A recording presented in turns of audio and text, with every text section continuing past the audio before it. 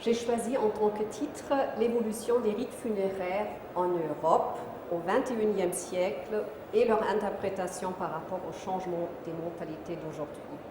C'est un titre bien long, bien lourd, qui fait penser un tout petit peu à Voltaire qui a dit « À la source de chaque question se trouve un Allemand ». Et effectivement, aujourd'hui, il y a maintes choses qui ont été mises en question par notre société. Il y a beaucoup de choses en train de changer et nous allons nous poser peut-être ensemble quelques questions. Pourquoi les choses, notamment dans un des domaines les plus traditionnels, sont en train de changer de cette manière presque dramatique? Il y a 10 ans, j'étais encore en train d'écrire mon habilitation afin de devenir professeur de lettres modernes à l'université. Et lors d'une conférence, lors d'un colloque interdisciplinaire, j'avais l'occasion de donner une conférence sur les idées des fossoyeurs en littérature et en musique. Et lors de ce colloque, j'ai rencontré, sans savoir qui c'était, le directeur général de la Société fédérale des agents de pompes funèbres. Et vous savez bien, lors d'un colloque, ce qui est le plus agréable, c'est en général de rencontrer des gens, de bavarder un peu, de s'échanger. Et au bout d'une heure de discussion à peu près, il me demande, pour moi à l'improviste, si j'ai envie de devenir sa collègue. Je dis, mais qui êtes-vous? Alors il m'a raconté des choses sur la Société fédérale des agents de pompes funèbres. Et j'ai songé un peu ce que cela représente. J'ai surtout regardé le site d'internet comme on le fait aujourd'hui pour se renseigner sur une entreprise. Et quand j'ai vu ce site internet il y a 10 ans, je me suis dit, oh là là, il faut faire quelque chose. Alors j'ai accepté cette proposition. C'était un pas courageux de quitter l'université afin de se lancer dans un domaine complètement différent.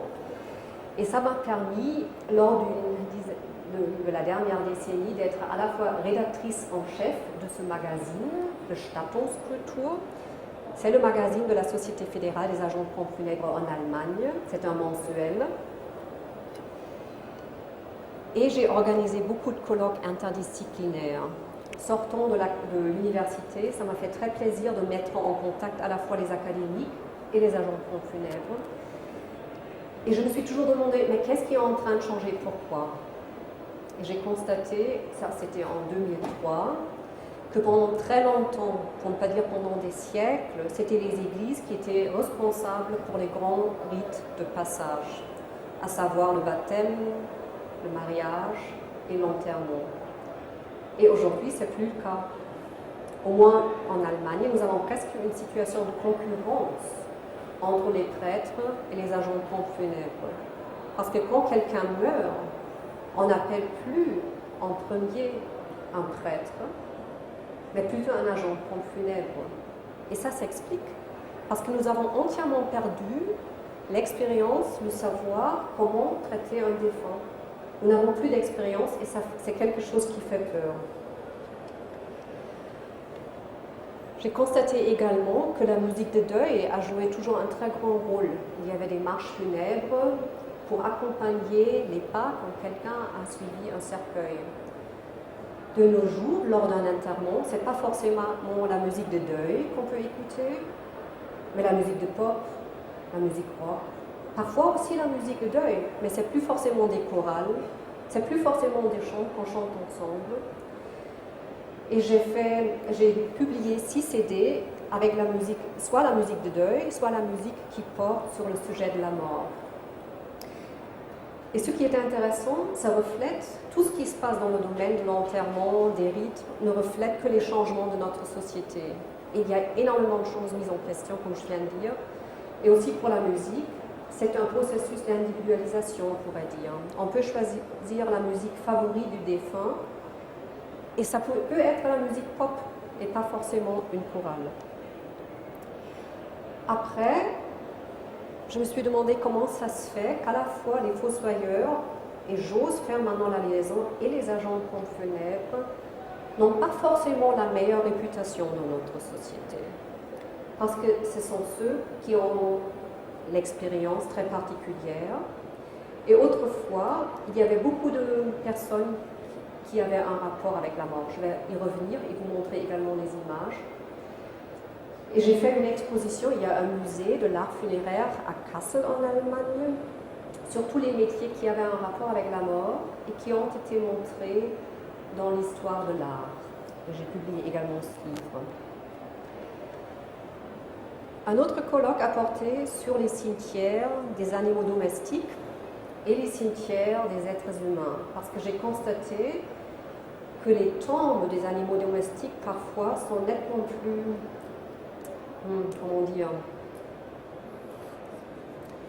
plus belles.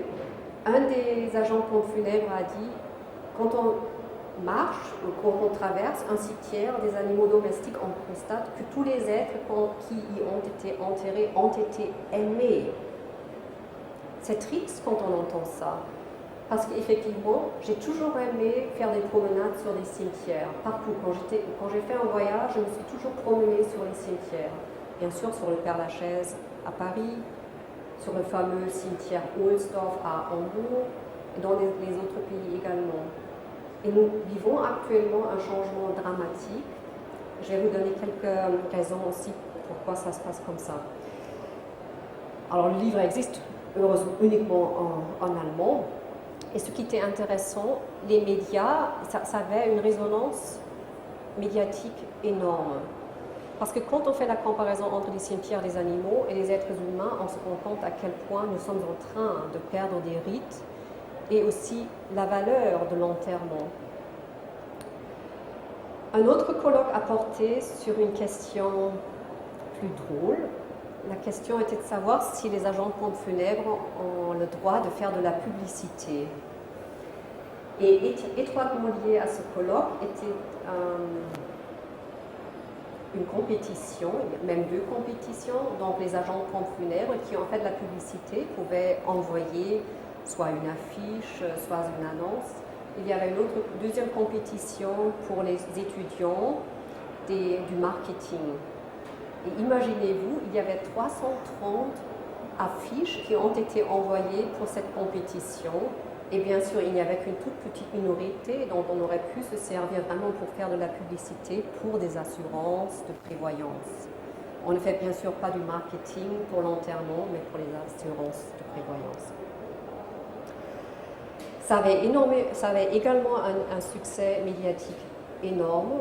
Et l'année dernière, j'ai organisé une exposition sur les vêtements de deuil parce que je me suis rendu compte que l'importance de la couleur noire lors d'un enterrement a diminué. J'ai fait un sondage et il n'y a que 50% qui disent qu'ils trouvent ça important encore le jour de l'enterrement d'être vêtu en noir pour exprimer son deuil. Donc 50% viennent en jeans, en vêtements colorés. Il y a aussi un très beau livre qui porte là-dessus, aussi seulement en allemand. Et le dernier colloque que j'ai organisé s'appelle, comment on doit dire, Le deuil a besoin de l'espace. Ça aura lieu au mois de septembre de l'année prochaine à Berlin. Et étroitement liées sont deux compétitions pour les étudiants d'architecture qui ont le droit de concevoir une agence de pompes funèbres qui, au lieu d'augmenter le seuil d'y entrer, le diminue plutôt et encourage les gens d'y entrer afin de poser des questions, afin de se renseigner sur toutes les choses dont nous avons perdu l'expérience. Alors, je vais parler de 5 points. La visibilité de la mort dans la société d'autrefois. Après, la visibilité de la mort de notre société d'aujourd'hui. Je vais parler de l'influence des médias, de l'évolution des rites funéraires et de la tradition chrétienne, parce qu'il faut s'en rendre compte pour comprendre les changements qui ont lieu. Donc, je commence avec la visibilité de la mort dans la société d'autrefois. Beaucoup de personnes se sont occupées d'un défunt.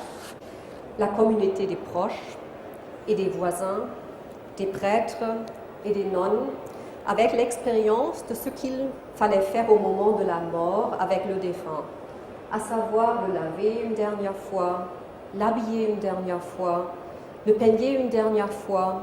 C'était des rites mortuaires, une obligeance auprès du défunt. Et la mort a été annoncée publiquement. C'est ce qui se fait encore de nos jours avec les avis de décès dans les journaux. Mais selon les rédactions, apparemment, les avis de décès diminuent au fur et à mesure. La prière, le chant et la veillée funèbre allaient de pair avec les rites funéraires. L'enterrement avait lieu au sein de la communauté dans laquelle le défunt avait vécu. Le discours de deuil faisait partie des rites religieux.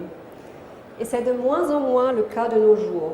Aujourd'hui, le discours de deuil sert à rendre hommage au défunt et à commémorer la vie du défunt. Donc le discours est devenu nettement plus laïque. Aussi les carrosses et les corbillards noirs rendaient la mort visible. Et quand on fait le tour d'un salon funéraire de nos jours, on se rend compte que les carrosses ne sont plus forcément noirs. Il y a d'autres couleurs, pas forcément des couleurs vives, mais c'est plus le symbole noir pour annoncer ou pour indiquer la mort non plus.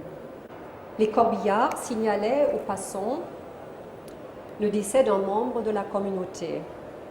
Donc la visibilité de la mort de la société était vraiment très présente, contrairement à nos jours, dont je vais parler maintenant.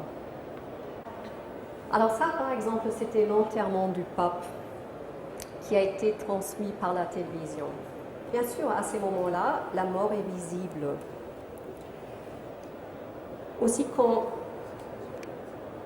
la mort de Lady Diana reste inoubliable, son enterrement a été un grand événement public et a ému des foules, même ceux qui n'avaient pas de rapport avec elle.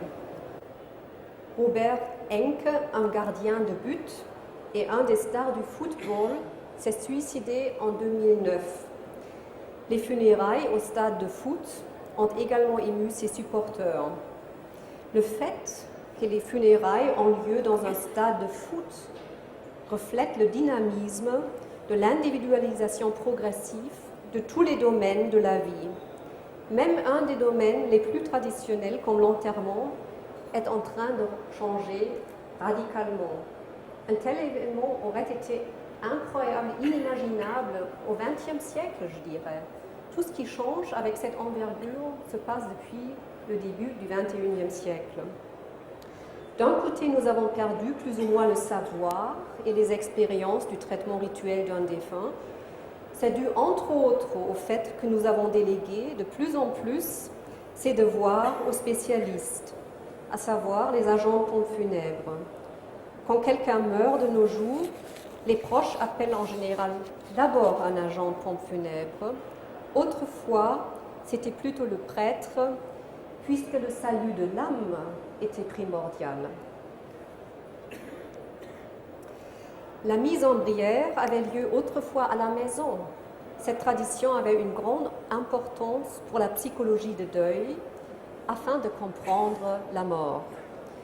Mais aujourd'hui, dû au fait que nous avons refoulé la mort physique de plus en plus de la vie quotidienne, déjà l'idée de regarder un mort fait peur à beaucoup de personnes. Mais c'est tout à fait autre chose de garder quelqu'un en mémoire comme il a vécu, ou de regarder en regardant une de ses dernières photos, ou de se confronter à la mort. Donc, l'influence des médias. Les médias ont exercé une influence sur notre vie et sur notre perception de la mort également. Il y a de plus en plus de sites internet pour vivre son deuil. Il y a à la fois des sites commémoratifs individuels ainsi que des sites collectifs. Ces pages de deuil permettent à la fois de prendre son temps, d'écrire une sorte de journal intime de son deuil et de le partager avec une communauté. Et ce qui est intéressant, cette communauté, ce n'est pas forcément la famille, les amis, les proches, mais c'est très souvent des personnes qui partagent le même sort, soit parce qu'ils ont perdu un enfant, soit parce que un membre de la famille s'est suicidé, soit parce qu'il s'agit d'un veuf ou d'une veuve. Alors, en France, par exemple, traverser le deuil. Sur des sites comme Traverser son deuil, les discussions n'ont plus forcément lieu avec les membres de la propre famille ou avec des amis, mais avec des étrangers qui partagent le même sort. L'Internet a fondamentalement changé notre vie et nos relations humaines. En 2005, Steve Jobs, le créateur de la marque Apple, a tenu un discours remarquable. Après avoir souffert du cancer, il croyait être guéri et il a mentionné la mort comme un des plus grands maîtres d'apprentissage. Plus de 9 millions de personnes ont regardé ce discours sur le canal internet YouTube. Cette année, le jour de sa mort, le monde entier qui a utilisé l'outil de recherche Google a été au courant de sa mort, parce que cela avait été annoncé avec une seule ligne en dessous de la machine de recherche. C'était pareil pour Randy Pausch, qui a donné sa last lecture en 2005 aux États-Unis à l'université. Il savait qu'il allait mourir et qu'il n'avait que quelques mois encore à vivre. Et c'est vraiment un honneur de pouvoir donner une last lecture à l'université en général. C'est vraiment pour commémorer encore une fois l'héritage académique qu'on a laissé. Et il a réfléchi s'il veut vraiment prendre ou perdre son temps ces derniers jours qui lui a été encore accordé afin de préparer une last lecture. Et finalement, il l'a fait parce qu'il avait une jeune femme, 3 enfants d'un âge qui ne pouvait pas encore réaliser la mort de son père. Et un de ses étudiants a filmé également son dernier discours. Son message, quelques semaines avant la mort, était « Really achieving your childhood dreams ». Donc, qu'il faut réaliser ses rêves d'enfant. Et vous pouvez voir ici que ça a été regardé plus de 13 millions de fois. Donc, c'est un tout autre public quand on parle aujourd'hui de la mort, parce que les médias exercent cette influence. Un auteur connu en Allemagne, Hardy Krüger, a perdu son bébé. Sur son site internet, il y a un livre d'hôtes. D'innombrables visiteurs et adhérents lui ont exprimé leur compassion.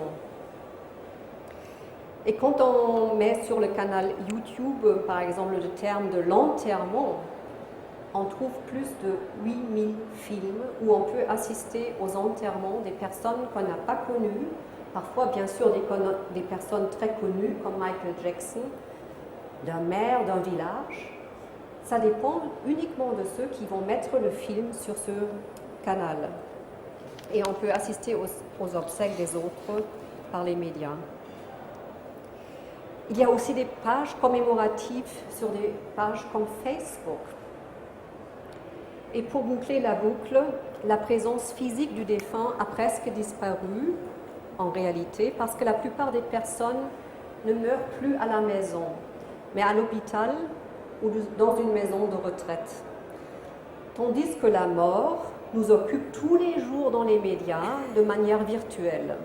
Dans presque chaque film, le spectateur est confronté au moins une fois lors du film, soit à une mort, soit à un défunt, soit à un enterrement. Et ça, c'était une série américaine avec le titre Six Feet Under, et les protagonistes étaient des agents de pompes funèbres, et chaque film a commencé avec une mort vraiment spectaculaire. Je passe à l'évolution des rites funéraires. L'héritage de notre culture se réfère à la sépulture de Jésus. Nous avons donc une culture d'enterrement et non pas une culture de crémation. Cette tradition de l'enterrement a laissé des traces sur des cimetières du XVIIIe au XXe siècle, avec des belles pierres tombales par exemple, avec des mausolées, avec des pierres commémoratives, comme ici pour Schumann, le grand compositeur, avec des bustes en marbre pour commémorer l'individu, des portraits des défunts de toute une famille, comme ici sur une cimetière en Italie, ou d'un enfant seul, c'était sur le même cimetière, des anges, des symboles chrétiens et des symboles qui ont une valeur éternelle. Il faut se rendre compte de cette tradition afin de réaliser ce que nous sommes en train de perdre de nos jours. Mais je ne parle pas uniquement de perdre parce que je crois qu'il y a toujours un processus. Au moment où on est en train de perdre quelque chose, on est en train de gagner autre chose. Un changement de paradigme de toute manière avait lieu avec la crémation. Et si on veut dater ça, on pourrait dire que cela a commencé à peu près au milieu du XXe siècle. Depuis la deuxième moitié du XXe siècle, le taux de crémation augmente sans cesse et partout, non seulement en Allemagne, mais en Europe entière. Nous avons actuellement un taux de crémation en Allemagne de 50%. Il faut prendre en considération qu'il y a un décalage entre les métropoles et la campagne. À Berlin ou à Hambourg, par exemple, nous avons un taux de crémation de 80, même 90%. Donc ça augmente le taux global. Il y a un an, j'ai fait un sondage parmi les différents représentants des sociétés de pompes funèbres en Europe.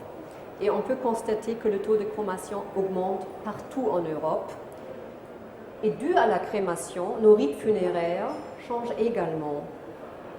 Depuis les années 70, la dispersion des cendres en mer représente une alternative à l'enterrement sur un cimetière. Depuis, maintes formes d'enterrement, entre guillemets, se sont développées. Alors ça, c'était encore la dispersion des cendres en mer avec une urne biodégradable. Et aux États-Unis, il y a par exemple des récifs artificiels sous-marins où on peut laisser enterrer, entre guillemets, une urne biodégradable. Un petit inconvénient pour les proches qui ont envie de rendre visite à leurs ancêtres, ils doivent savoir plonger. Depuis 2001, il existe une autre alternative au cimetière, à savoir des forêts, où on peut enterrer une urne biodégradable également. L'inconvénient, les survivants n'ont pas le droit d'y déposer ni une pierre tombale, ni des fleurs. L'avantage, par contre, les survivants ne doivent pas s'occuper d'une tombe.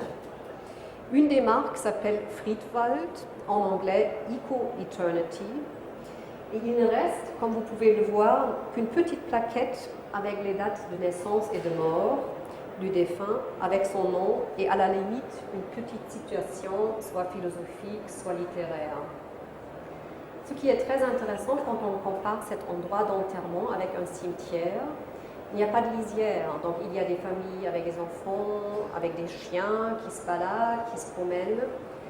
Et en même temps, il y a des gens en deuil qui s'y promènent également, parce qu'il faut choisir toujours un arbre, un tronc d'arbre qu'on va choisir en tant que, si on veut, pierre tombale naturelle. Et ce qui est très intéressant, toutes ces formes d'enterrement naturel ont énormément de succès. En Suisse, il y a par exemple une soi-disant oase de l'éternité qui permet de disperser les cendres dans la montagne. Et en France, il existe la possibilité de disperser les cendres d'un ballon au-dessus d'une forêt. Donc nous laissons de moins en moins de traces.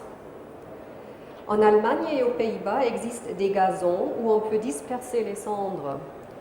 Le taux d'enterrement anonyme augmente également. Et anonyme veut dire que les proches ne savent pas où se trouve la tombe de l'urne. Et là également, sur ces gazons-là, c'est interdit de déposer des fleurs. Et ce qui est très intéressant, quand ils font le choix, ils disent oui, j'ai pas besoin d'une place pour y aller, pour commémorer le défunt, pour me souvenir. Et en général, les proches y vont après l'enterrement, essaient de savoir où se trouve la place du défunt pour y déposer des fleurs. Et ça montre qu'ils ont quand même besoin d'un endroit concret. Il se passe des choses très paradoxales dans la mesure où c'est interdit, donc uniquement ceux qui sont responsables des cimetières savent où se trouvent exactement les urnes. On a installé maintenant des stèles afin de permettre aux proches d'y déposer encore des fleurs. Mais c'est tout à fait autre chose d'avoir une stèle collective ou d'avoir un endroit individuel. Par conséquent, les cimetières d'autrefois deviennent des musées en plein air. Ici, par exemple, c'est le cimetière de Stahnsdorf à Berlin, et c'est les urnes qu'on a heureusement gardées mais sous forme de musée en plein air. Aux États-Unis, encore une fois, on peut même envoyer 5 grammes des cendres d'un défunt à l'univers. Et en Suisse, on peut laisser comprimer les cendres d'un défunt afin d'obtenir un diamant. Il y a aussi des bijoux qui permettent de porter quelques grammes des cendres autour du cou.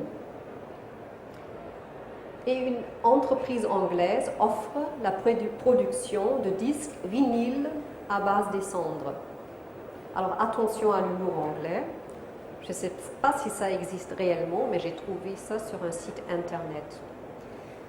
De toute manière, tous ces exemples montrent qu'on peut faire presque n'importe quoi avec les cendres d'un défunt.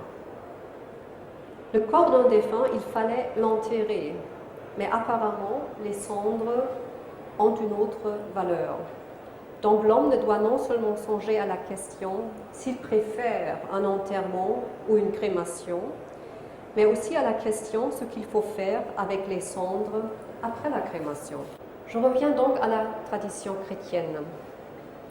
J'aimerais évoquer encore une fois une des premières images, l'enterrement de Jésus, afin de réfléchir en conclusion sur le rôle de l'Église de nos jours dans le contexte d'un enterrement. Parallèlement à l'augmentation du taux de crémation, on peut constater une diminution du rôle de l'Église. L'Église dépend en Allemagne de la taxe versée par les membres. Dans la mesure où de plus en plus de personnes ont quitté l'Église, il manque tout simplement de l'argent. Et il y a des églises qui ont été rebaptisées et qui sont devenues des columbariums modernes. L'ironie de l'histoire est que l'Église était longtemps contre la crémation et aujourd'hui la crémation est devenue la condition préalable afin de pouvoir enterrer l'urne dans ce genre de columbarium. Et ça, c'est une très belle église à Aachen, au nord de l'Allemagne. C'est une des églises qui est devenue un columbarium. Il y a de plus en plus de compétitions, de nouveau pour les architectes, afin de rebaptiser et de reconstruire ces églises. Et ça va continuer pour toutes ces églises dont on n'a plus besoin sous forme de lieu de prière. Le changement des mentalités d'aujourd'hui, la mobilité exerce une influence sur les rites funéraires. Les familles ne vivent plus de nos jours de manière, les familles vivent de nos jours de manière nettement plus dispersée qu'autrefois. Souvent, les enfants ne vivent plus dans la même ville que les parents, parfois même plus dans le même pays. C'est pourquoi l'entretien d'une tombe représente une tâche plutôt pesante. C'est une des raisons pour lesquelles les cimetières perdent leur influence en faveur des possibilités d'enterrement en nature. La dissolution au sein des familles joue également un rôle important. Par conséquent, il y a de nouvelles formes de communautés qui se forment, de ceux qui ont souffert du sida par exemple. Il y a une pierre tombale sur